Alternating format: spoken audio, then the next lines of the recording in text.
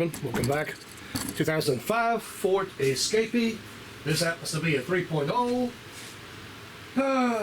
What we got here is customer complaint of no charge. Let's get right down to it and figure out if the customer is correct or not.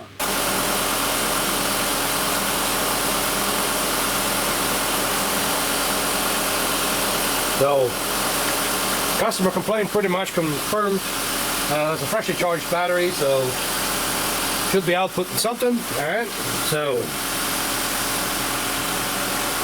we'll stick over here, I guess. The only thing I did is I printed out a little bit of information.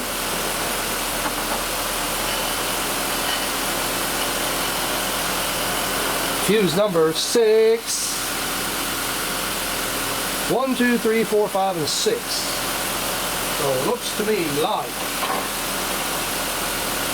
first row, the relay, blah blah blah. I guess it's the same talking we could be checking.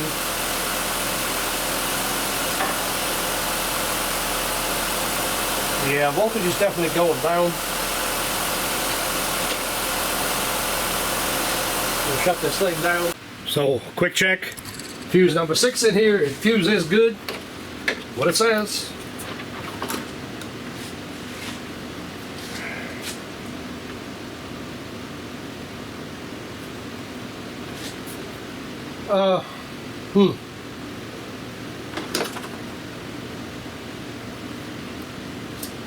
There's fusible links in this mess somewhere.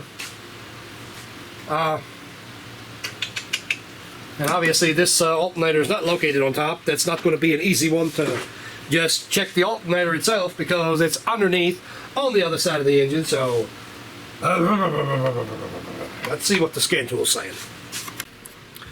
Quick visual on the plug. So I went ahead, unplugged it, and reseated it.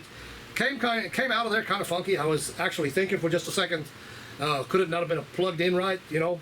But that don't seem to be the case. These things are hard to get to. Let me get this up and I'll get you underneath. So you're looking through it. Yeah. It's right up in there. So we've got our main battery wire hooked up there. Sorry if I'm screaming.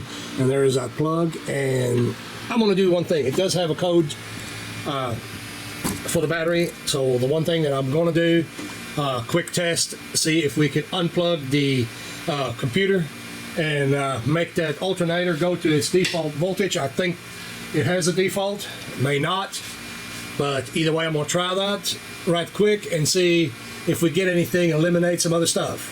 Of course, remember that new does not by any stretch mean that it is going to be good.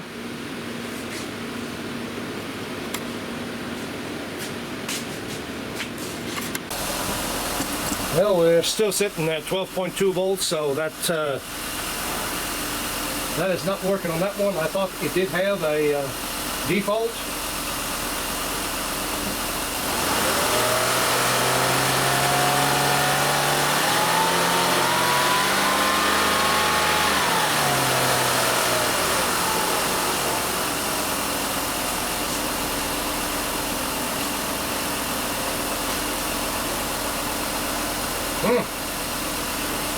Okay. What? Kind of outlined that over here. So these two right here, the alt-com and the alt-mon, that's where the alternator actually talks to the computer. The computer is sitting in the middle right there on the firewall, and these are bad computers. On the 3-liter fusible link that's showing it right here. Of course, that it's a splice in the output wire from the generator. It's supposed to live underneath the junction box. At least that's what it says. Fuse number 9, 15 amps. Oh, had the wrong fuse. Ah, that would be bad. That would be bad. Fuse number 9. I thought it was fuse number 6. Anybody could have made that mistake. I'm just kidding. fuse number 9 is the one right behind the relay. So that's a 15 ampere, and it is right there where it says it's supposed to be. So I'm fairly certain it's not the fuse, but well, never mind. Never mind.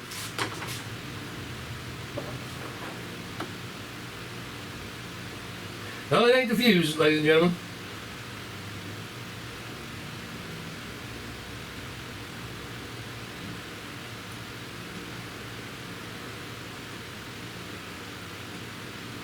Right.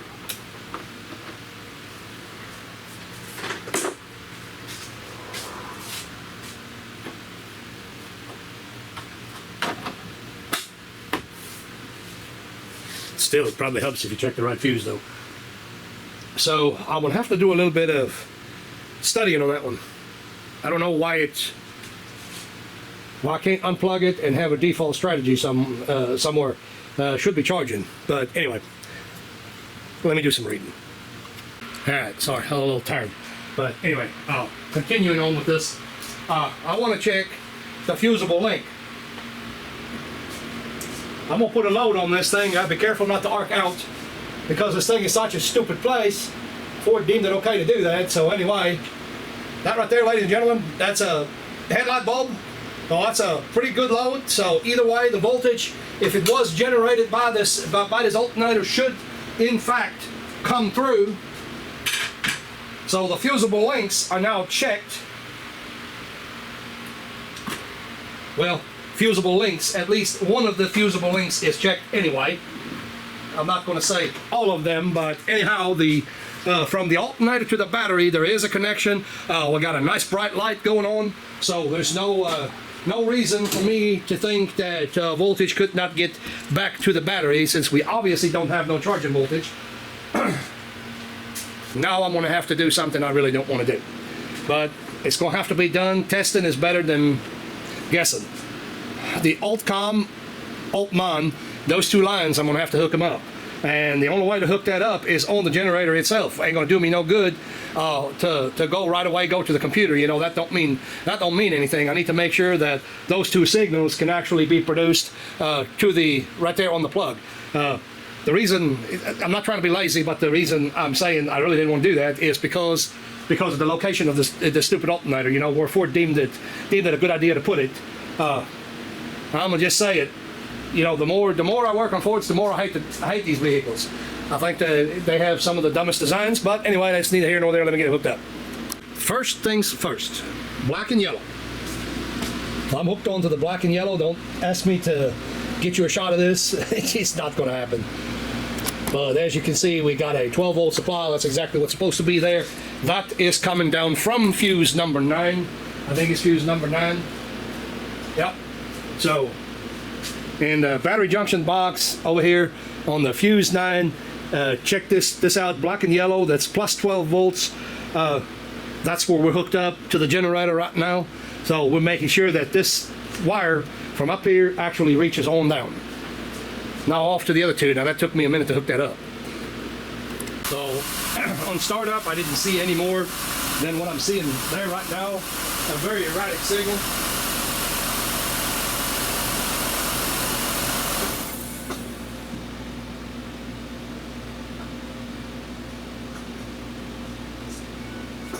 Anyway, that's GenCom is the yellow, which is pulled to 12 volt, and the other one is right on 0. They are both connected. One of them, the blue trace, will go slightly high, or green trace, whatever you want to call it. It'll go slightly high, and the other one is going to pull down the ground.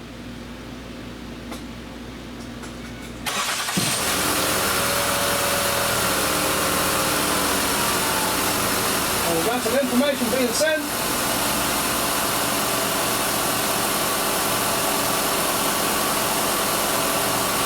Then it all but disappears. I'm watching this voltmeter just in case for a short period of time I am getting something. I'm going to repeat this one more time.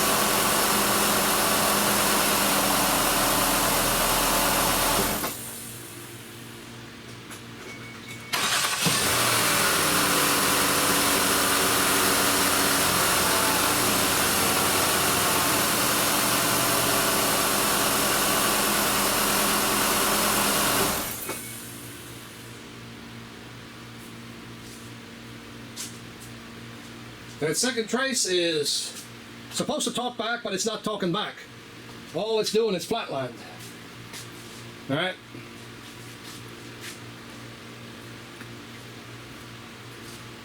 Is that the yellow trace is hooked up to our brown white. That is the input. Yeah, that's the input to the alternator. So the computer will tell the alternator, hey, go ahead and charge, and then the alternator is going to output through the the blue trace. Hey, I'm putting it out there. And that's not happening. I am getting what I'm supposed to get on the alternator. The input from the computer to the alternator, that seems to be correct. All right, so you've seen various tests that I did. Okay, so in no way, shape, or form does that mean that you have to do everything that I just did. You know, the only reason I did it is to show it. That basically, in a nutshell, is on this particular vehicle, a smart charge car, the way it's designed, unplug the connector from the alternator, rev the engine, the thing will charge at 13.8. That's how it's laid out, that's how it's designed, so it's not charging. I'm going to do a voltage drop as well, and I'm going to bring it along, obviously. It strikes me funny, though, you know, it's when you're looking on YouTube, it's always the easy stuff that people make the videos, you know, they pick the easy stuff, you know, where the alternator sits on top, something like that. All the videos, you know, that you can make, it's always, oh yeah, it's easy to get to and all that good stuff. They don't show the part where you got to fight to get to the friggin' connector and all that good stuff. You hardly ever see that, you know, where it's a pain in the neck, even with a lift, you know, it's a pain in the neck to get that, get connected on that friggin' connector right there to do a little voltage drop test or whatever. But anyway, not bitching, I'm just saying, it's kind of striking me odd that when you look for a video like that, you can't find it. I'm going to add something else in there because I'm a little bit, it's getting under my skin a little bit. This auto off on this piece of shit meter right here, Snap-on, the 596, I don't like it. You know, put a setting in there where I can control this auto shut off, because it really ticks me off that every time you want to use the damn thing, by the time you get hooked up, it wants to shut off. That pees me off. Fix it. I'm not going to lie, I'm not really used to this Ford system. I like the GM better, but I guess as somebody said one time, you know, it's a misunderstood thing. So, anyway. On a little bit happier note, I did order the newer Pico scope from AES Wave. I'm not an affiliate, but I wanted it on account of the batteries. The batteries are really an issue every time you use a current clamp. It seems like every time I touch one, the battery is literally dead on it. And that latest edition Pico scope, it doesn't have those problems, and it adjusts itself when you plug it in. So anyway, we'll get to play with that when it gets here. So Ford alternator, first things first. So the customer said it was a SOB. That's what his words were, not mine. So he actually wants us to do the job. So we are going to replace the alternator. Now, hey ladies and gentlemen, welcome back. We're going to continue on our 2005 Ford Escape alternator replacement after we diagnosed the alternator. I think you should be able to see that all right. But anyway, there's an overview of what's happening. This is an air duct here, and if I'm not mistaken, that air duct is not there. It may be, I don't know, I'm not for sure, it doesn't matter. You see, we've got a chain tensioner to contend with, the belt, here it shows the screws that are holding the alternator, and you will have to remove the stud, because it ain't gonna have no way of sliding down. Let me get out of the way.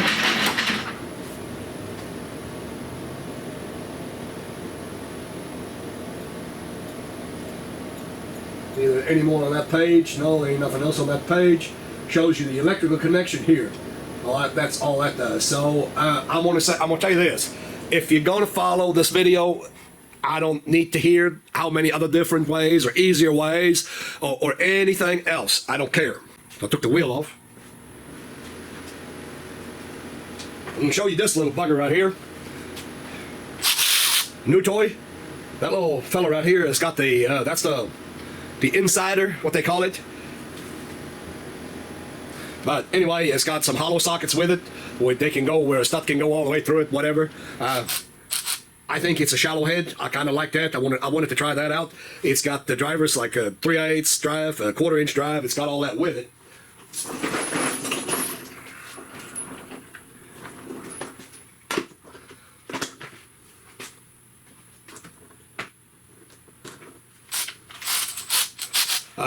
Place that I ordered it from, we're maybe doing some videos, testing out some tools.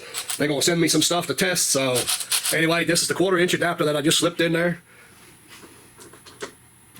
Here's the the 3/8, and they also got a what I perceive to be a 1/4 inch driver for like to put your bits and stuff like that in. So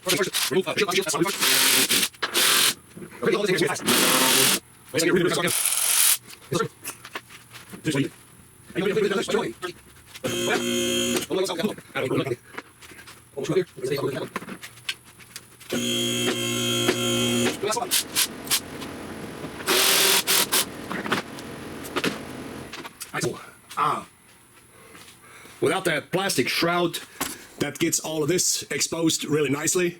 As you can see, it's wide open and leaking oil like crazy too. But that's neither here nor there.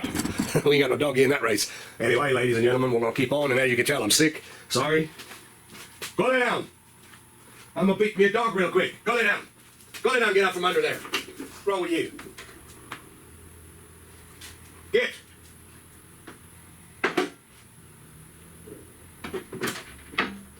Go lay down. Hound. Don't want my dog being under the lift. But anyway. Alright, it does have the duct on it, so we're gonna loosen up this knuckle over here. Yeah, it's got the duct on it, so I'm gonna loosen up the knuckle. I'm gonna get the knuckle out of here, out of the way. That's how a lot of people do it. This vehicle here, I would not do it that... Sorry, let me rephrase. I would not do it that way. If this vehicle was previously aligned, I would use the other option. I had already checked and knew that this vehicle has not been aligned. The way I can tell that, it doesn't have cam bolts in the knuckle. These bolts are body fit, basically. So you can take them in and out, changes nothing. So, knuckle, I'm gonna hang my brake up there and get that out of the way. And we'll make us a little bit of clearance. I'm not gonna film all that. Hopefully you can follow this. The shroud sits up there just like this on the alternator. There's a 8mm headed bolt right there, and it's clipped in the back. So take that off. That exposes the alternator, and also it will expose that bracket right there, or that cap for the drive shaft for the CV axle. Okay. So that's the next step, is to get them 13mm nuts off of there. Before you slide your CV axle out, make sure you got a drip pan on the bottom. Now, Lyle, no affiliation, not a sponsor by any means. They make these little plugs. They come in a set. Obviously, there's various sizes. I always get 2 sets. You're gonna have to have. Sometimes you have to have 2 of this, 2 of one size, which is not going to be in your set. In our case, it appears that thing is low. That should have had fluid running out of it, no doubt in my mind. Now, the stud on the top, that's the one we're gonna have to pay special attention to. I think that's the one. Yeah. I know that's the one that has to be turned out. It's got an inverted Torx. Anyway, 15mm to get your lower bolts out. I'm not going to film that part of it. I miss my good old Harbor Freight service cart. Quite a bit bigger than my Craftsman. I mean, this Craftsman's alright, but it's just narrow and small. It doesn't hold a lot of stuff. It's hard to find items. Ladies and gentlemen, I apologize, but I didn't want to go through talking this whole entire time. I'll give you a rundown of what I did here. I'm gonna try like crazy not to shake. Okay, so we know that I took the knuckle loose. Okay, that's already a thing. All right, so what I did here, hang on, let me get you in there a little bit. Okay, so what I did is, this was relatively easy to get apart and flip the screen. I took the exhaust loose because it was, like I said, it's relatively easy. The steering rod, I took it loose. I got the knuckle loose. I didn't break the bottom. I took the bolt out, but never disconnected it because I didn't need it. what I did as far as the engine, some people dropped the subframe. As you can see, I didn't touch the subframe. You don't have to. I got my little come along, that one hooked to the frame, and back here to the engine. I pulled it ever so slightly. It doesn't take much. A 1/4 inch will already give you enough clearance to do this. Now the plastic is laying on top. I left the plastic laying. Oh, I did take the little subframe out from the bottom there. So obviously, if you want an exhaust pipe out of the way, that's what you got to do. But after all of that, the top screw of the plastic, you can leave it. You can leave it in there once you get the alternator unbolted. You can take the top screw off of it. You do it all from the bottom. Let me show you the stud. So while I'm in direct sunlight here, I can't see. I do apologize. This is the stud. That's an E8.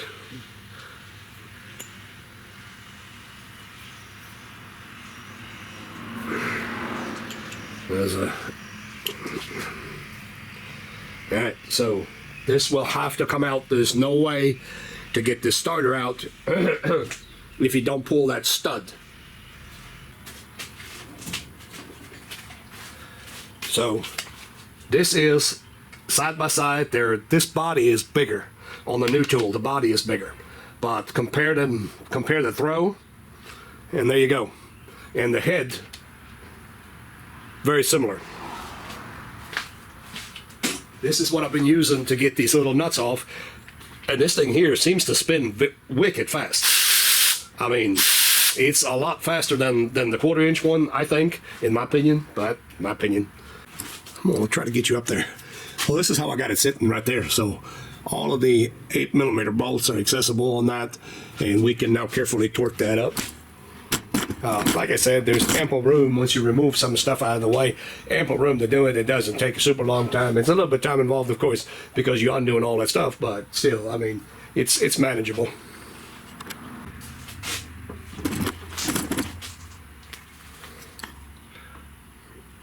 Make sure that both of the plug and the battery hookup are actually behind it, or you're going to run into a problem. You're going to want to tuck that in behind it.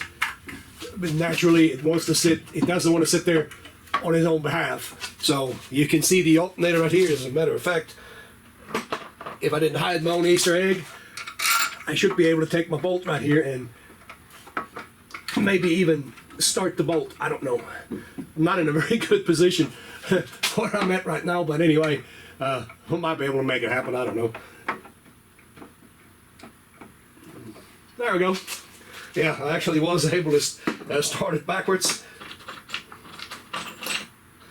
You're going to want to put the bottom bolts in and run them up.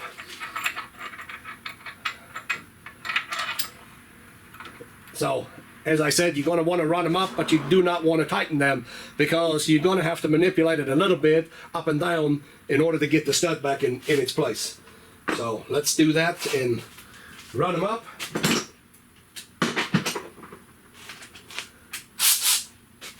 By the way, if I said it once, I'll say it again. Put a little bit of lubrication on your bolt. So anybody wants to know, I found my sweet spot.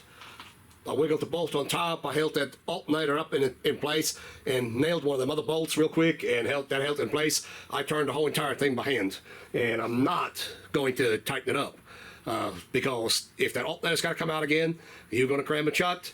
Then the next guy is going to have to fight it out. I'm going to leave it just as is. We've got plenty thread in there to hold that thing in place, so nothing's going to happen.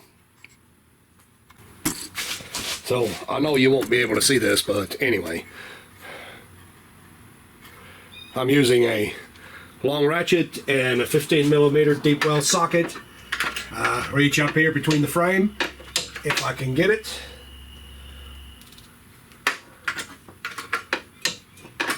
This is one of them spots where a 12-point socket probably won't be a little bit better than a 6-point socket. The 6-point socket has to sit just in the right position to grab it.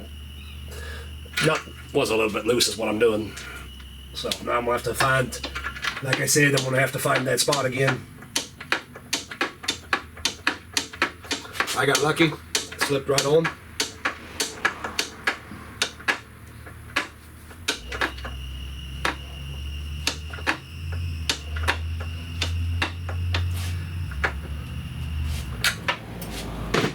"21 foot-pounds. I'm fairly certain this is correct.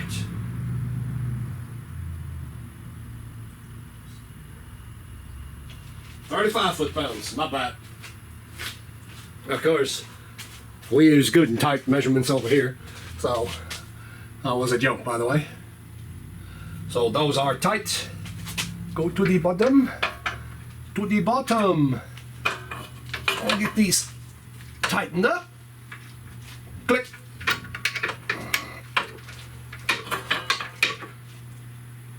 Click.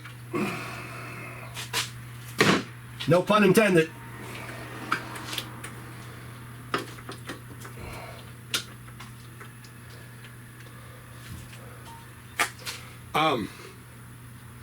We could really quick put a load on that wire. We could really do that, but no, not going to, because when we checked it, we already did that. Actually, put a light bulb on it. If you don't consider that a load, well, I guess you could do something different.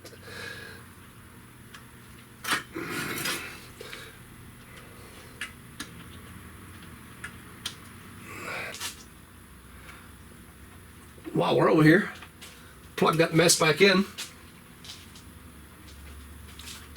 So now I need to slip the other piece of plastic on it. You can't see that. Piece of plastic, it just slips in on the backside. There is kind of detents on there, and then of course we got to put the bolt back in at the 10mm headed bolt that holds the plastic in place. Of course, we should take a poll on what people think this is for, because this old boy here got no idea why they would put that on there. It makes absolutely zero sense to me to have all that on there, but that is me. You know, that means nothing.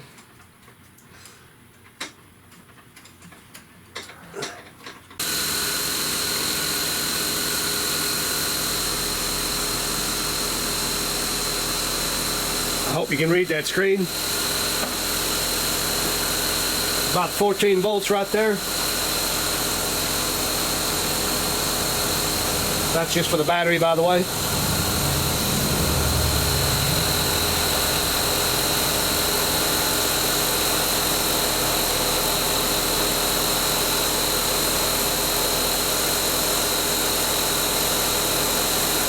So that's what the computer is actually telling it. If we hook the scope back up to it, there will be on the GenCom line, or in this case AltCom, they call it GenCom, AltCom. The only time we see actual activity on that line is if the PCM actually requests a change from the alternator. That's the only time we see communication, and of course the generator is going to report back to the computer. You know, one of them, the computer says, hey, I want 14 volts right now. The generator will tell it, okay, I'm going to give you 14 volts. Everything is, if everything worked out that way, you know, no lights, no anything. So we're at 13.9. This battery was almost charged. 13.9, it's holding. So obviously the alternator does have the ability to charge this system or keep the voltage steady. Now I can go underneath and unplug the alternator, and I could prove to you that it will have a default voltage that it's going to put out. But anyway, I'm not going to do that. Quite frankly, this is a pain in the butt. So right there, the proof is in the pudding. So we checked everything we needed to check. 13.9 volts, flashers, blower, lights, you know, good enough for me. And the point to all that is, you know, what is that, the old scanner Daniel's always saying, don't be a parts changer. You know, make sure that when you're selling the customer a part, make sure that this part is actually bad. If you're going to play the Swaptronic thing, that's fine, you know, but own up to it and eat it if you're wrong. If you think, hey, I'm gonna just, on a hunch, I'm gonna put this part on the vehicle, done it. You know, I've done it, but I check.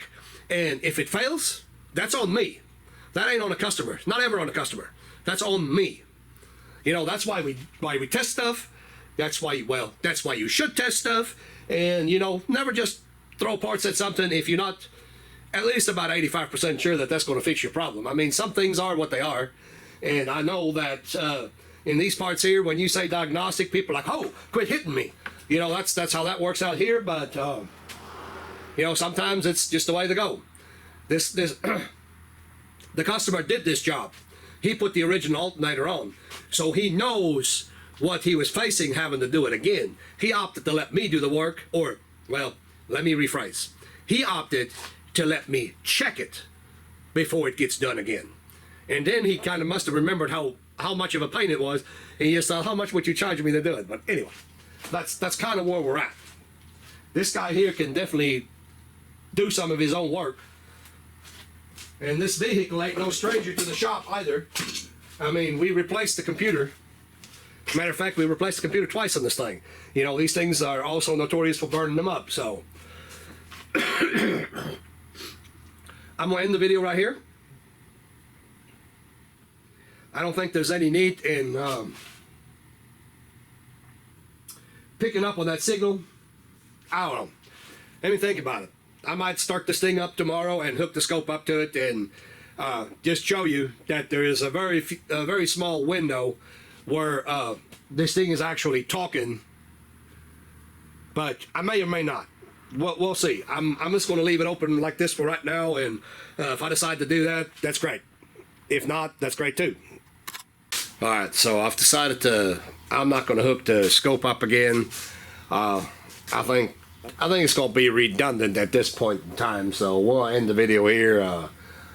Like I said, we've already proven it out, so it is what it is. Like, subscribe, leave me some comments in the comment section. So, we'll see you on the next one. Thanks for watching.